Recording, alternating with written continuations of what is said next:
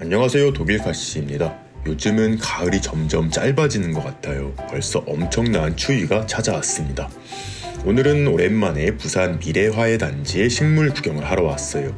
매주 부산을 내려오지만 생각했던 것만큼 자주 찾지는 못해 굉장히 아쉽습니다. 2년 전에도 미래화훼단지 투어를 올린 적이 있는데 오늘은 어떤 식물들이 있는지 천천히 살펴보도록 할게요. 꽃집 투어 영상은 생각보다 촬영하기가 힘들고 편집 시간도 오래 걸리는 편이에요. 그래서 요즘 식물 투어 영상을 많이 올리지 못하였는데 재미있게 봐주셨으면 좋겠습니다. 좋아요도 한 번씩 꼭 눌러주세요.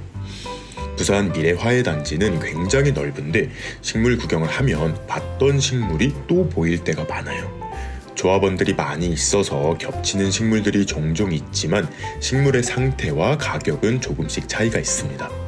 식물 소개를 할 때 뭔가 종류별로 싹 보여드리면 좋은데 살짝 들쭉날쭉한 느낌이 날 수가 있어요. 이 점 양해 부탁드리며 오늘의 식물 투어 바로 시작해 보도록 하겠습니다. 가장 먼저 겨울꽃의 대명사 개발선인장입니다. 저희 집에도 개발선인장들이 한창 꽃봉오리를 키워가는 중인데 농장에서 재배된 개발선인장들은 어떻게 이렇게 잎끝마다 꽃이 주렁주렁 달리는지 모르겠어요. 너무 예쁩니다. 가격은 한 포트에 10,000원이에요. 옆에는 꽃이 없는 개발선인장도 보이는데 이 식물은 원종 개발선인장으로 4월 봄이 되어야 꽃이 올라옵니다. 개발선인장에 비해 둥근 느낌의 잎을 가지고 있어요. 역시 겨울꽃의 대명사 시클라멘입니다. 가을부터 이듬해 봄까지 꽃시장에 가면 빠지지 않는 식물이죠. 알뿌리를 가진 굵은 식물입니다. 더운 여름에는 알뿌리만 남겨두고 잎을 떨어뜨리고 휴면을 하다가 날이 선선해지면 새 잎과 꽃을 피워줘요. 가을부터 이듬해 초여름까지 계속해서 꽃을 보여주는 예쁜 식물입니다. 품종에 따라 크기와 화색이 다양하지만 개인적으로 요즘에는 작은 시클라멘이 더 눈에 들어오고 있어요. 요즘 꽃시장에 자주 보이는 레위시아입니다. 우리나라 야생화처럼 생겼지만 북아메리카 고산지대가 원산인 식물이고 다육과라고 해요. 화색이 다양하고 알록달록해서 색깔별로 키워도 굉장히 예쁠 것 같습니다. 추위에 강하다곤 하나 영하의 날씨에선 버티기가 힘들어요. 빛이 강한 곳에서는 짤막한 꽃대를 올리고 빛이 덜한 곳에서는 꽃대를 길게 올리는 특징을 가지고 있습니다.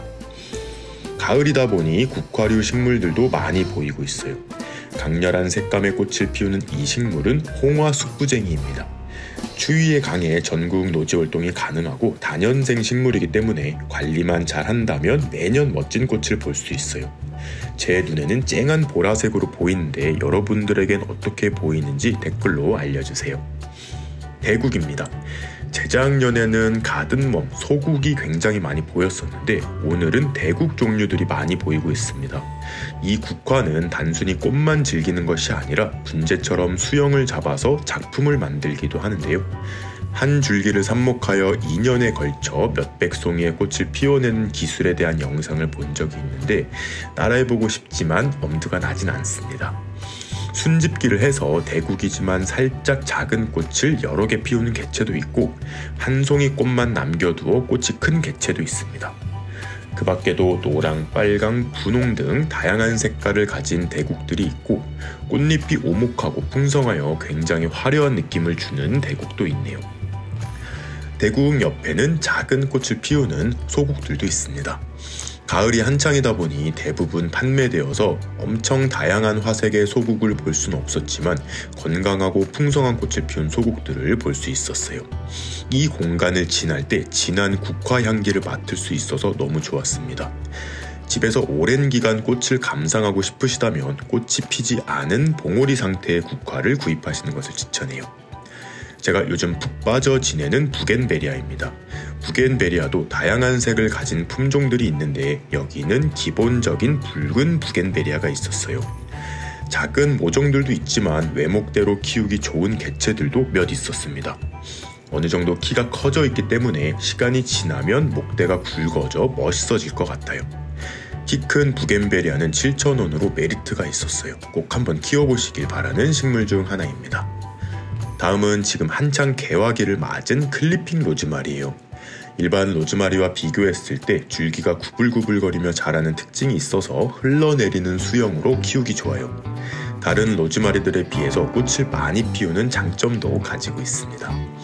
진천 온실에 키우던 대왕 클리핑 로즈마리가 죽어서 너무 아쉬운 마음인데요.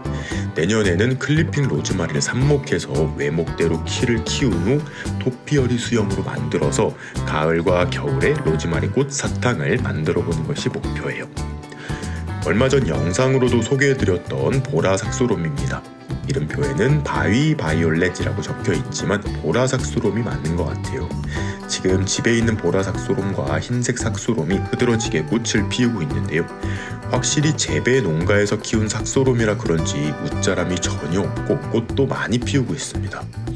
작은 포트묘도 빈 곳 없이 짱짱한 것이 너무 건강해 보여요. 가격도 저렴하니 모종을 구입하여 삽목도 해보시고 외목대 수영 만들기도 도전해보시면 좋을 것 같아요. 와, 문주란입니다. 사실 문주란의 꽃을 실물로 보는 것은 처음인데 진짜 장대한 꽃이다 라는 느낌을 받았어요. 키우기 까다롭지 않고 멋진 꽃을 보여줘서 좋은 식물인데 한 가지 단점은 잎이 넓게 퍼지며 자라서 공간 차지를 많이 한다는 점이에요. 진천 온실에도 문주란이 하나 있는데 언제 꽃을 보여줄지 기대가 됩니다. 식물 구경을 하는데 국화 같으면서도 국화 같지 않은 멋진 식물이 쫙 펼쳐져 있어서 살펴보았는데 고원국이라고 합니다. 다알리아를 닮아서 다알리아 국화라고 부르기도 하나 봐요. 기본적으로 큰 키를 가지고 있는 듯한데 고원국을 길가에 쭉 심어두면 정말 멋진 국화길이 될 것 같아요. 꽃잎도 다른 국화에 비해서 두터운 느낌이고 광택감도 많이 돌아서 살짝 조화 같다는 느낌이 들 정도로 예쁜 식물인 것 같습니다. 얼마 전 홍천 정원에 심어두었던 나비 바늘꽃입니다. 긴 꽃대를 올리고 그 사이사이에 나비를 닮은 예쁜 꽃을 피우는 야생화예요. 저는 작은 화단에 흰색과 분홍색 나비 바늘꽃을 총 4포트를 심어두었는데 많은 분들이 이거 나중에 엄청 커지니까 나눠 심으세요 라고 하셨거든요. 옆에 조금 더 커진 상태의 나비 바늘꽃 화분이 있었는데 진짜 시간이 지나면 포기 자체가 엄청 커지는 것 같아요. 지금은 꽃이 많이 떨어져 엄청 예쁘진 않지만 여기에 꽃이 가득 피어있다면 얼마나 예쁠지 상상 한번 해보셔도 좋을 것 같습니다. 이 식물은 저도 처음 접하는 식물인데 갯메밀이라고 해요. 식물 이름에 개자가 들어가는 걸로 봐선 염생식물, 즉 소금기가 있는 바닷가에서도 살아가는 식물인 것 같습니다. 꽃이 건빵 안에 들어있는 별사탕처럼 생겨서 너무 귀엽고 앙증맞아요. 흰색으로 피기 시작해서 시간이 지나면 분홍색으로 물이 들어가는 것 같습니다. 얼핏 보면 환공포증이 생길 것 같지만 제 눈에는 엄청 예뻐 보이는 식물이었어요. 이 식물은 백리향입니다. 봄에 정말 예쁜 꽃을 피우는데 그 향기가 너무 좋고 백리를 간다 하여 이런 이름이 붙여졌다고 해요. 꽃뿐만 아니라 잎과 줄기에서도 향을 맡을 수 있습니다. 노지 활동을 잘하고 조금만 심어놔도 금방 주변을 뒤덮는 지피식물이에요. 풀 뽑는 것이 힘드신 분들은 이 백리향으로 정원 주변을 꾸며보는 것도 정말 좋을 것 같아요. 저는 화분에 심어 베란다 거리대에서도 키워보고 있고 화분에 키우는 목수국 흙 표면에도 몇 포트 심어두었는데 내년 봄이 벌써 기다려지고 있어요. 요즘 마니아들이 많이 생긴 아프리카 괴근 식물들도 몇 품종 있었습니다. 그 중에서도 괴근 식물의 선두주자 스테파니아 에렉타가 보이는데요. 저도 3년째 키우고 있는데 봄부터 가을까지 동그란 잎이 덩굴성으로 자라고 날이 추워지면 잎과 줄기가 마르고 휴면에 들어가요. 감자를 닮아 아프리카 감자라는 별명도 가지고 있는데 감자의 크기에 따라 가격 차이가 있습니다. 3년간 키워보니 생각보다 괴근이 커진다는 느낌을 받을 수 없었어요. 애초에 큰 감자를 구입하는 것을 추천합니다. 부산 사시는 분들은 무늬몬스테라 꼭 구입해보세요. 한때 엄청나게 몸값이 올랐던 무늬몬스테라인데 정확한 품종명은 타이 컨스틸레이션이에요. 덩치에 따라 가격 차이가 있지만 작은 화분은 3만원이었습니다. 생각보다 강건해서 물만 잘 챙겨줘도 금방 커지는 식물이기 때문에 굳이 큰 개체를 구입하지 마시고 저렴하게 작은 개체를 구입하시는 것을 추천해요. 1년만 지나도 멋진 큰 잎을 보실 수 있을 거예요. 역시 부산 사시는 분들은 이 식물 꼭 구입하세요. 호야 품종 중 하나인 웨이티 바리에가타입니다. 이 웨이티 바리에가타 역시 최근까지만 해도 가격이 많이 높았던 품종인데 지금은 몇몇 농장에서 대량 번식에 성공해 가격이 많이 낮아졌다고 해요. 작고 길쭉한 잎에 크림색 무늬를 가지고 있어서 매력적인 호야입니다. 지금은 줄기가 길지 않지만 성장하면서 줄기가 길게 자라는데 원형 지지대를 설치해 키우면 리스 형태로 굉장히 멋지게 키울 수 있습니다. 이 외에도 쨍한 청색 크림 무늬를 가진 리사 호야도 볼 수 있었고 얼마 전 영상으로도 소개해드린 화원표 호야 크림슨 퀸도 있었습니다. 시중에서 쉽게 볼 수 있는 크기의 모종뿐만 아니라 옆에 더 작은 모종도 판매되고 있어요. 두 줄기를 삽목해 놓은 건데 1,300원입니다. 이 호야는 꼭 한번 키워보시길 추천해요. 다음은 제가 요즘 푹 빠져 지내는 나무고사리 실버레이디입니다. 얘는 베란다나 실내에서 키우기 정말 쉬운 식물 중 하나예요. 올해 봄 딱 이만한 작은 모종을 사서 키우고 있는데 6개월이 조금 안 되었는데 3배 정도로 커졌어요. 소철처럼 자라면서도 성장이 빠르다는 장점은 있지만 화분 흙이 한번 마르면 잎이 타버릴 수 있으니 물 주기에 주의하셔야 합니다. 오랜만에 보는 루비 네크레스입니다. 다육식물의 한 종류이고 빛 좋은 곳에서 키우면 노랗고 앙증맞은 예쁜 꽃을 보여줘요. 환경에 따라 잎이 둥글게 자라거나 길쭉하게 자라는데 저는 약간 길쭉한 잎이 더 예쁜 것 같아요. 오랜 기간 키우면 줄기가 굉장히 길어져 더 멋있어지는데 그래서 루비 네크레스라는 이름이 붙었습니다. 봄부터 가을까지는 노지 직광에 두고 키우면 정말 잘 자라고 겨울에는 베란다로 들여 월동을 하는 것이 좋아요. 다양한 품종의 사랑초들도 볼 수가 있었습니다. 사랑초는 품종이 굉장히 다양하다 보니 사랑초의 매력에 빠지면 정말 많은 품종을 키우고 싶어지거든요. 너무 예쁜 꽃을 피워주긴 하지만 빛이 부족한 공간에선 쉽게 웃자라기 때문에 최대한 빛을 많이 볼 수 있도록 베란다 거리대나 옥외에 두고 키우는 것이 좋아요. 또 너무 추울 때에는 밤에 실내로 들이는 수고를 해야 하기 때문에 너무 많은 품종을 키우기보다는 마음에 드는 품종 한두 개만 예쁘게 키우는 것을 추천합니다. 이 식물은 아스파라거스과인 것 같아요. 미리오 클라두스라는 이름을 가지고 있는데 노지 월동이 가능하다고 하네요. 일반적인 원예용 아스파라거스와 아스파라거스 메이리의 중간 모습을 하고 있는데 중부 지방에서도 노지 월동이 된다면 홍천에 하나 심어둘 의향이 있습니다.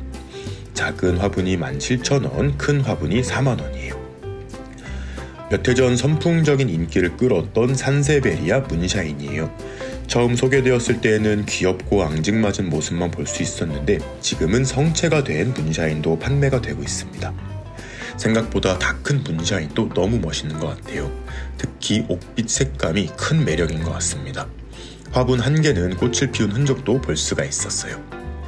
군자란들도 있습니다. 특히 무늬를 가진 군자란들이 많이 보이는데 군자란은 이른 봄 잠깐만 꽃을 보여주기 때문에 꽃이 없는 계절에는 자칫 밋밋해 보일 수 있잖아요. 무늬 군자란은 꽃이 없는 계절에도 멋진 잎을 볼 수 있어 좋은 것 같아요. 재미있는 점은 무늬의 강력함에 따라 가격에 차이가 있었습니다. 무늬가 적은 것은 가격이 저렴하고 무늬가 많아질수록 가격이 높아져요.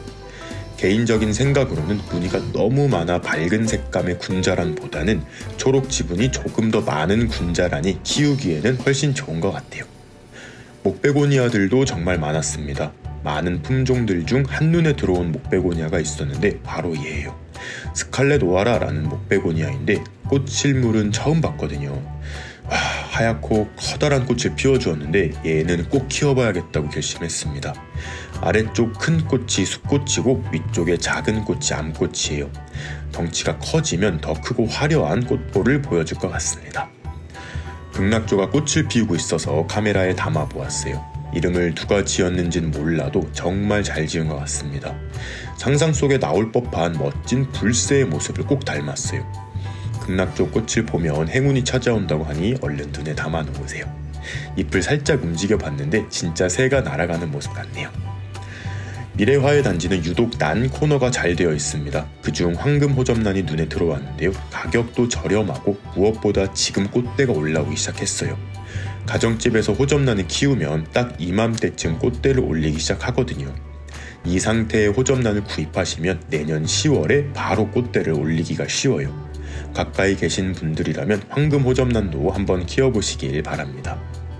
옆에는 제가 가장 좋아하는 식물 중 하나인 온시디움 환타지아가 있었어요.